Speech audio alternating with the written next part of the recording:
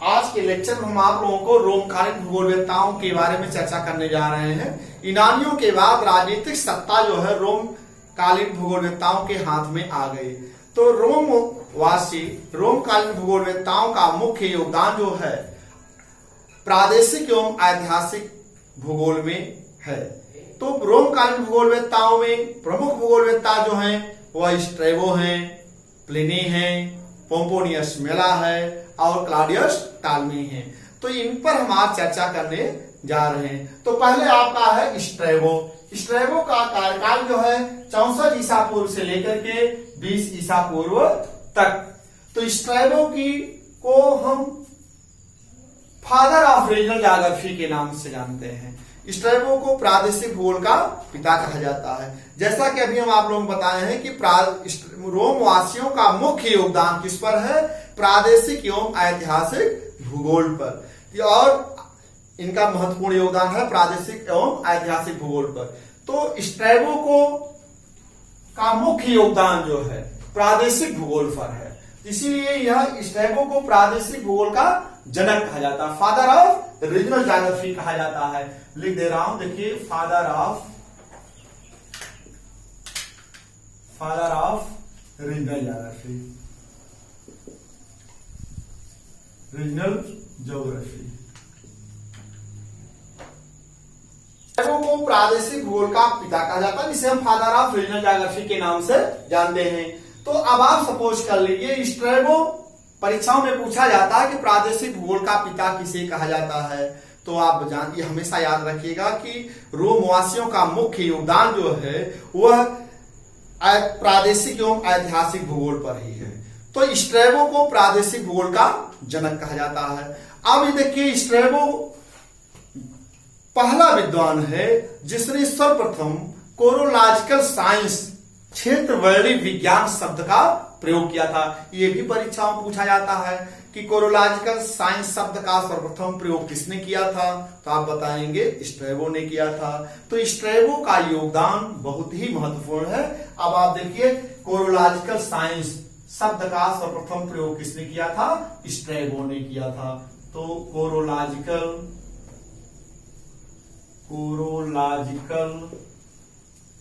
Science, कोरोलॉजिकल science, क्षेत्रवर्णी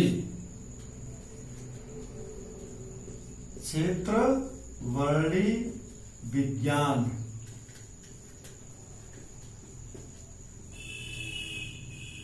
क्षेत्रवर्णी विज्ञान का सर्वप्रथम शब्द का प्रयोग किसने किया था? स्ट्रैबो ने किया था।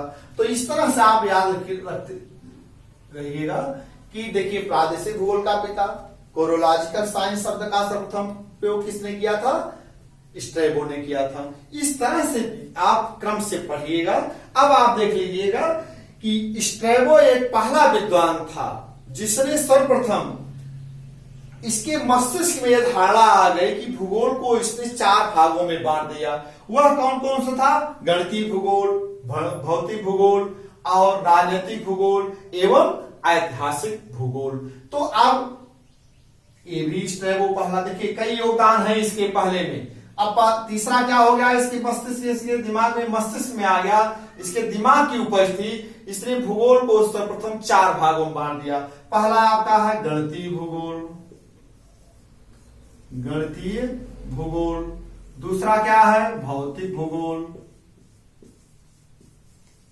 तीसरा आपका राजनैतिक एवं ऐतिहासिक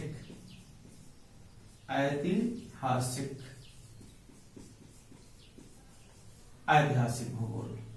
तो यह गणितीय, भौतिक, राजनीतिक और ऐतिहासिक भूगोल को इसने अपने निबंधों में संग्रहित करके इसका वर्णन किया था।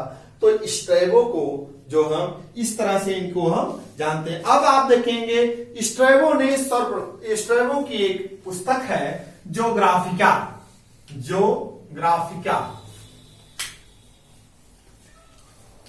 परीक्षाओं में पूछा जाता है कि ज्योग्राफिका पुस्तक है। ज्योग्राफिका पुस्तक किसकी है? स्ट्रैबो की है। ये आप जान लीजिए, स्ट्रैबो की पुस्तक है ज्योग्राफिका।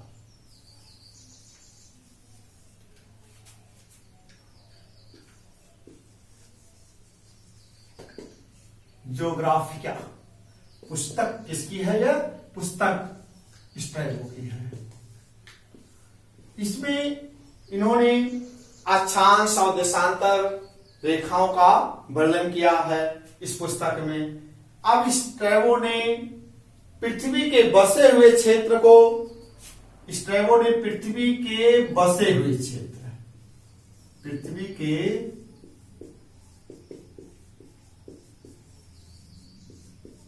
बसे हुए क्षेत्र को आई कौमीनी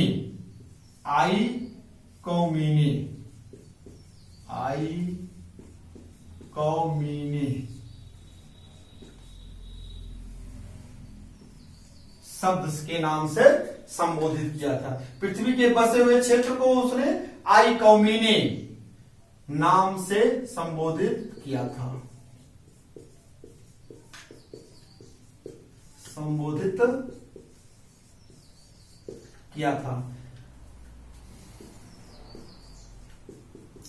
इसी शब्द से आगे चल करके इकोमीन शब्द बना था।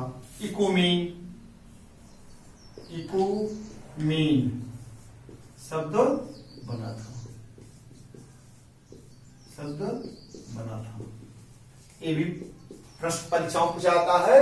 पृथ्वी के बसे हुए क्षेत्र को स्ट्रैबो ने किस नाम से संबोधित किया था? आप बताएंगे। आप आई कौमीनी शब्द के नाम से संबोधित किया था। स्ट्रैबो ने पृथ्वी को 360 अंशों में डिवाइड किया था। 360 अंशों में स्ट्रैबो ने पृथ्वी को 360 अंशों में विभाजित भी किया था। अब देखिए, अब आप याद रखिएगा, सर्वप्रथम यूनान कालीन भूगोलवेत्ता ने पृथ्वी को, एक वृत्त को 360 अंशों में कौन बांटा था? हिपार्कस ने। फिर आगे चल करके रोम कालीन भूगोलवेत्ता में स्ट्रैबो ने पृथ्वी को 360 अंशों में डिवाइड किया था। पृथ्वी को 360 अंशों में विभक्त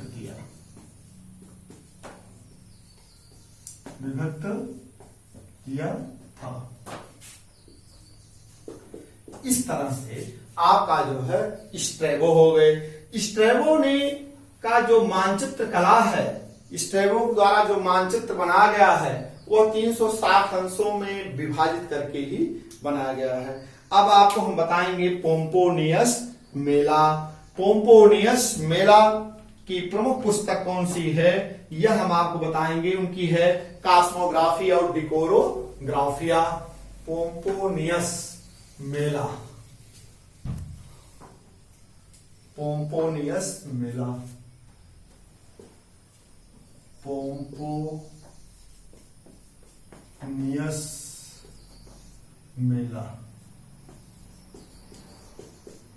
इनकी प्रमुख पुस्तक कौन सी है? कॉस्मोग्राफी।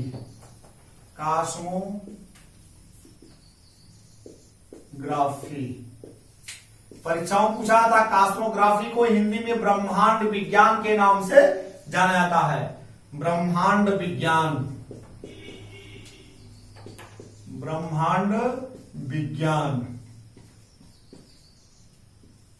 ये पुस्तक है इनकी। तो पोम्पोनियस मेला की 2 पुस्तक है। पहला है कॉस्मोग्राफी, जिसे ब्रह्मांड विज्ञान के नाम से जानते हैं। दूसरी पुस्तक है डिकोरोग्राफिया।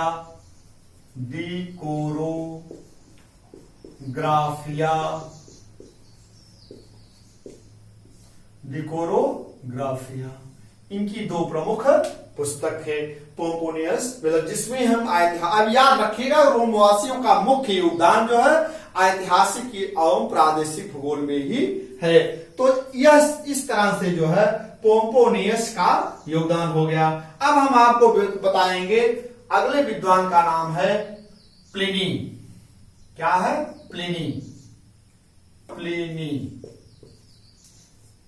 प्लिनी की प्रमुख पुस्तक क्या है?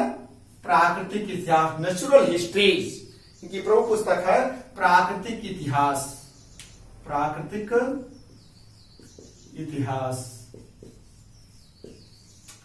प्राकृतिक इतिहास इनकी प्रमुख पुस्तक है।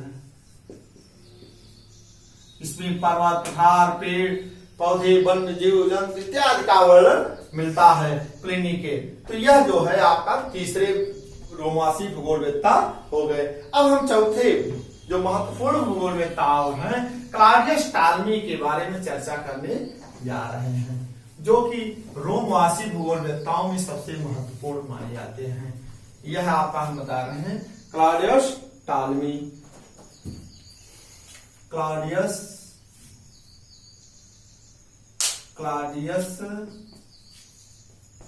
टालमी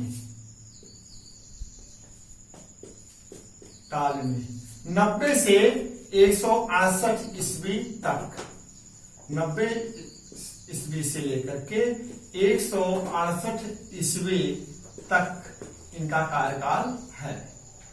टालमी गणितीय भूगोल के ठोस नियमों एवं सिद्धांतों को विकसित किया था। गणितीय भूगोल के ठोस नियमों एवं सिद्धांतों को विकसित किया था।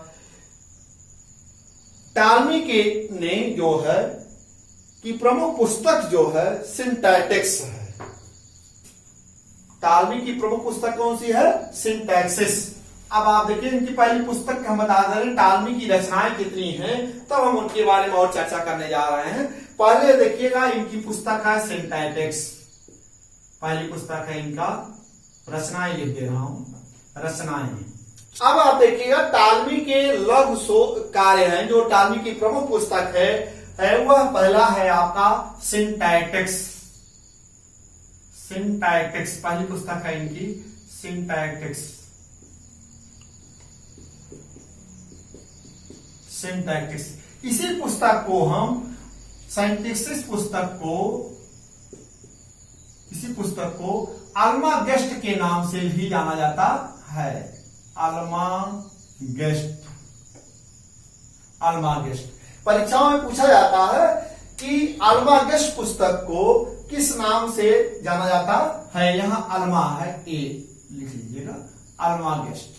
अल्मागेस्ट पुस्तक को मिटा दे रहा हूं। अल्मागेस्ट सिंटैक्टिक्स पुस्तक की या किस पुस्तक को अल्मागेस्ट पुस्तक के नाम से जाना जाता है? सिर्फ सिंटैक्टिक्स पुस्तक को ही अल्मागेस्ट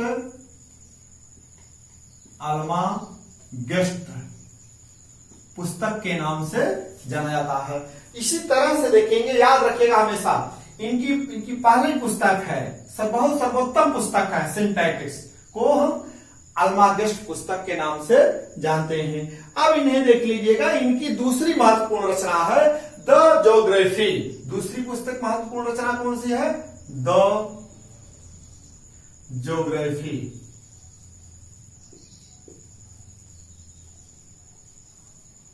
द ज्योग्राफी। अब द ज्योग्राफी पुस्तक को भूगोल की गाइड के नाम से जाना जाता है। अब आप देख लीजिएगा, पूछा जाता है कि टालमी की किस पुस्तक को भूगोल की गाइड के नाम से जाना जाता है। तो याद रखिएगा परीक्षाओं में इसी प्रकार से प्रश्न बनाए जाते हैं। तो टालमी की द ज्योग्राफी नामक पुस्तक को भूगोल की गाइड के नाम से जाना जाता है। इसे भूगोल की गाइड भी कहते हैं। भूगोल की गाइड के नाम से जानते हैं। भूगोल की गाइड के नाम से जानते हैं, याद रखिएगा। तो यह हो गया आपका द ज्योग्राफी पुस्तक हो गई। अब इनकी एक पुस्तक है, अब तीसरी पुस्तक है द ऑप्टिकस।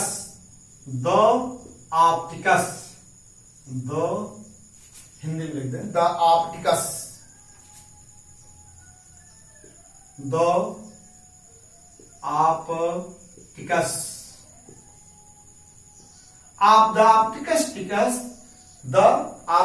और टेट्राबिब्लोस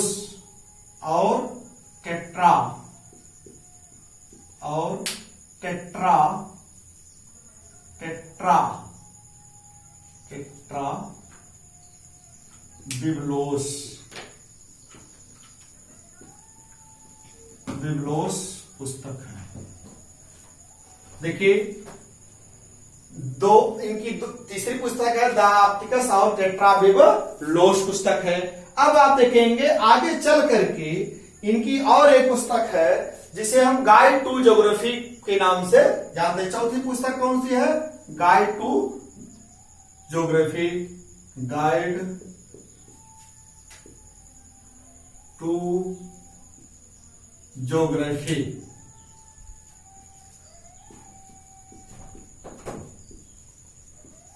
गाइड टू ज्योग्राफी पुस्तक है इनकी। इस तरह से देखेंगे। अब आगे चल करके आप देखेंगे क्लॉडियस टॉलमी ने भूगोल में इनका जो योगदान है वह किस तरह का योगदान है।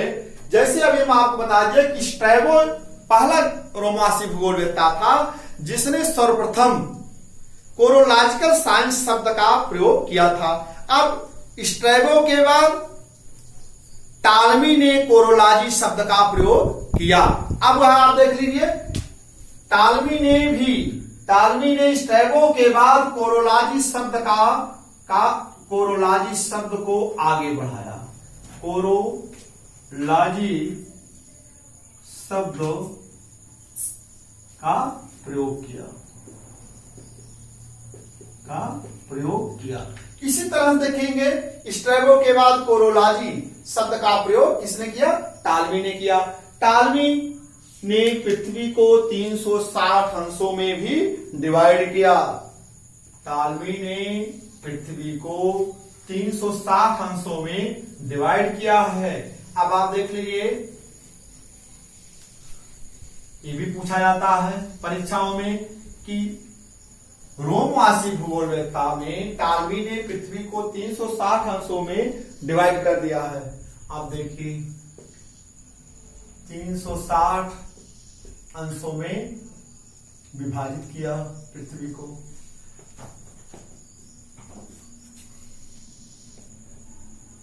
अब आप देखिए क्रम में पहले हिपार्कस ने किया यूनानी में, फिर स्ट्रैबो ने किया रोमवासी में, फिर इसके बाद टॉलमी ने किया। क्रम याद रखिएगा, पृथ्वी को 360 अंशों में डिवाइड करने का क्रम किसका है? पहले यूनान कालीन भूगोलवेत्ता में हिपार्कस ने पृथ्वी को सर्वप्रथम 360 अंशों में डिवाइड किया।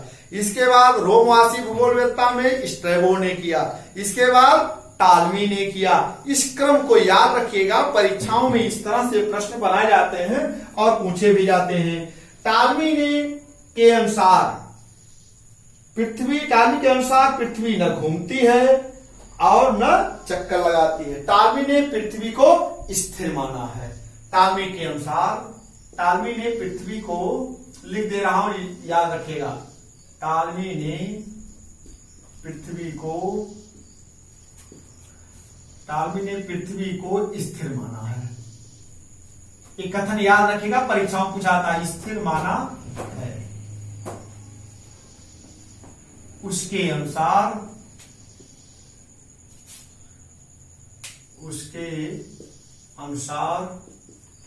न वह घूमती है,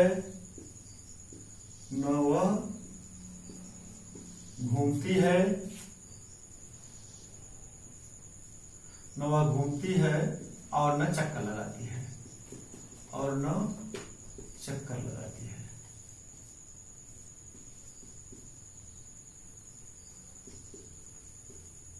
चक्कर लगाती है, कभी कभी परीक्षाओं में कथन पूछ लिया जाता है, टॉलमी ने पृथ्वी को स्थिर माना है, उसके अनुसार वह न घूमती है और न चक्कर लगाती है। तो इस तरह से आप देखेंगे टॉलमी ने सर्वप्रथम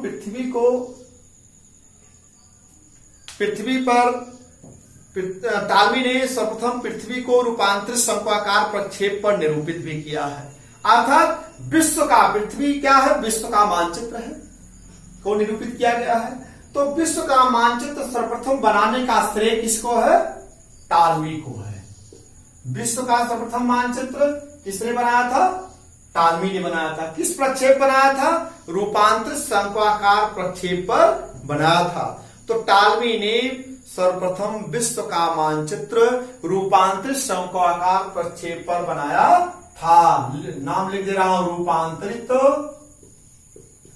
रूपांतरित शंक्वाकार प्रक्षेप,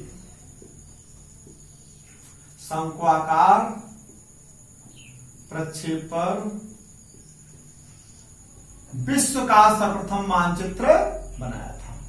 तो इस तरह से याद रखिएगा कि टालमी ने विश्व का मानचित्र सर्वप्रथम किस प्रक्षेप पर बनाया था? रूपांतरित शंक्वाकार प्रक्षेप पर बनाया था। इस तरह से परीक्षाओं में ये सब क्वेश्चन पूछे जाते हैं, आप लोग इसको याद रखिएगा। और सबसे पहले टालमी ने गंगा खाड़ी, जिसे हम बंगाल की खाड़ी के नाम से जानते हैं, टालमी ने ही सर्वप्रथम बंगाल की खाड़ी का एक विश्व के मानचित्र में प्रदर्शित किया था, अर्थात जिसे हम गंगा की खाड़ी के नाम से भी जानते हैं। गंगा की खाड़ी को बंगाल की खाड़ी के नाम से भी जानते हैं। तो टालमी ने ही सर्वप्रथम अपने विश्व के मानचित्र पर किस खाड़ी का वर्णन किया था? बंगाल की खाड़ी का। तो याद रखिएगा, जो इन्होंने विश्व का मानचित्र बनाया था, उस विश्व के मानचित्र पर बंगाल की खाड़ी का सर्वप्रथम वर्णन किया था। याद रखिएगा, परीक्षाओं में पूछा जाता है बंगाल की खाड़ी, जिसे हम गंगा खाड़ी, पहले से गंगा खाड़ी के नाम से जाना जाता था, गंगा खाड़ी के नाम से जानते थे। इस तरह से देखेंगे, यह आपका रोमकालीन भूगोलविद्ता में आपका जो है ये हो गए, क्या नाम है, टालमी का योगदान हो गया। टालमी का एक और कथन है, टालमी ने पृथ्वी का आकार गोलाकार बताया था और तथा इसकी स्थिति ब्रह्मांड के मध्य में है। टालमी ने पृथ्वी का आकार गोलाकार बताया था और इसकी स्थिति ब्रह्मांड के मध्य में है। तो ये यूनानियों का, रोमवासी भूगोलवेत्ताओं का विचार था अपना अपना, लेकिन टालमी जो एक ऐसे जाग्राफर बने जिन्होंने विश्व के मानचित्र पर बनाने का, मैप बनाने का एक मार्गदर्शन हो बन गए। आज भी पूरे देखिएगा, जैसे इनका योगदान हम आपको बता दिए कि विश्व का मानचित्र सर्वप्रथम बनाया इन्होंने, किस प्रक्षेप पर बनाया? रूपांतरित शंक्वाकार प्रक्षेप बनाया। और तो एक आने वाले जाग्राफर का एक ये मार्गदर्शक बन गए मानचित्र बनाने का। तो यहीं से प्रक्षेप का, प्रोजेक्शन का प्रारंभ हो जाता है। प्रक्षेप क्या है? अक्षांश देशांतर रेखाओं के जाल को निरूपित करना ही प्रक्षेप कहलाता है। तो इस तरह से प्रक्षेप पर अक्षांश और देशांतर रेखाएं ही भूगोल की रीढ़ है, उसी के आधार पर पूरे विश्व की लोकेशन निर्धारित किए जाते हैं। स्थान या नियत जो भी है, चाहे पेड़ पौधे का, प्राकृतिक वनस्पतियां हो, चाहे जलवायु हो, चाहे स्थान हो, चाहे वह महाद्वीप हो, महासागर हो, पर्वत पठार मैदान हो, सबको जो है अक्षांश देशांतर रेखाओं पर ही निरूपित किया जाता है। तो टालमी ने एक प्रक्षेप विश्व के मानचित्र बनाने के एक अगुआ बन गए, जो कि वर्तमान समय में भी बनाए जा रहे हैं। इस तरह से रोमकालीन भूगोलवेत्ताओं के बारे में हम आपको चर्चा कर दिए हैं। याद रखिएगा, थोड़ा सा हम फिर आपको संकेत कर दे रहा हूं। रोमकालीन भूगोलवेत्ताओं से बहुत सारे प्रश्न बनाए जाते हैं, इससे आपको ध्यान से पढ़िएगा। ये अब यहीं से जब रोमवासी भूगोलवेत्ताओं का अंत हो जाता है तो अंधकार युग, डार्क एज प्रारंभ हो जाता है। अगले लेक्चर में हम आपको अंधकार युग के बारे में चर्चा करेंगे। धन्यवाद।